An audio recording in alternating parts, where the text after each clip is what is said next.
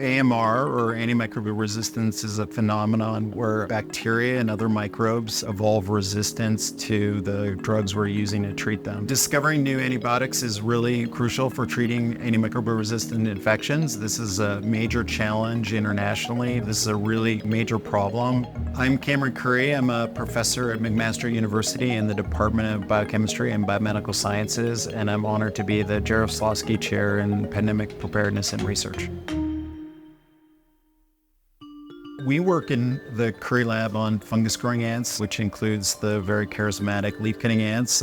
We actually have a number of species of fungus-growing ants and leaf-cutting ants in the lab, and they're an amazing system. They've been growing fungus for food for millions of years. This is a mutualism between ants and fungus. It's very similar to human agriculture, where these ants are growing their own food source. In this case, instead of plants like humans, they're growing fungus for food.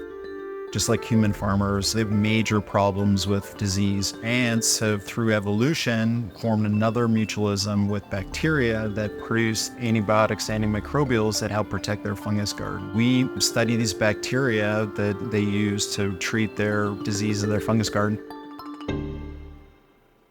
When we go and look at traditional sources of antibiotics, which are mostly soil microorganisms, we keep finding already known compounds. And so rediscovery of known chemistry is a major problem. So finding new chemistry space is an important component of discovering new antibiotics. These bacteria and the chemistry they produce is where we look for new antibiotics and antimicrobials.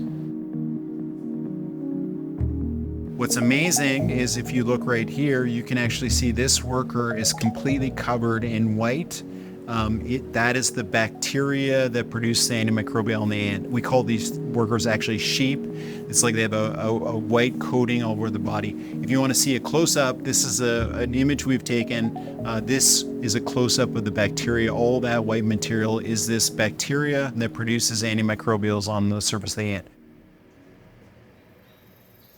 We would do research in places like Panama and Costa Rica, Brazil, or Argentina. And so we'll travel there and we'll collect whole colonies. We'll establish them in the lab and maintain them and feed them. You can see here, we're providing this colony leaf material to cut to integrate in their fungus garden. And then we'll collect the workers that have the bacteria on their bodies. So the workers that tend the fungus garden and deal with infections are the ones that have the largest abundance of the bacteria on their bodies. And so we'll collect those workers from the fungus garden, and then we'll use a dissecting scope, and under the dissecting scope we'll actually use a little needle or inoculating pin to scrape a little of the bacteria off the surface of the ant, and then we'll place it on nutrient agar to start growing the bacteria. And so for us to work on the antibiotics that these bacteria are producing, we need the bacteria in culture. We'll then take that bacteria and we'll grow it under fermentation conditions on large scale. We'll allow it to secrete and produce the antimicrobials that it produces in nature. The antimicrobials that are being produced by these bacteria, there's a lot of diversity in the chemistry. An individual strain of bacteria associated with our fungus-growing ants has the genomic capacity sometimes to produce as many as 20 or 25 different antimicrobial compounds. We now have shown this applies to insects broadly, and there's 5 million species of insects on the planet. We'll go out even on McMaster campus with undergrads and grad students, and we'll collect a diverse collection of insects, including butterflies and beetles and flies, and we'll bring them back and we'll isolate for these antimicrobial producing bacteria. We hope that some of the antibiotics we're discovering from ant systems and other insect systems will eventually reach the clinic and treat infectious disease.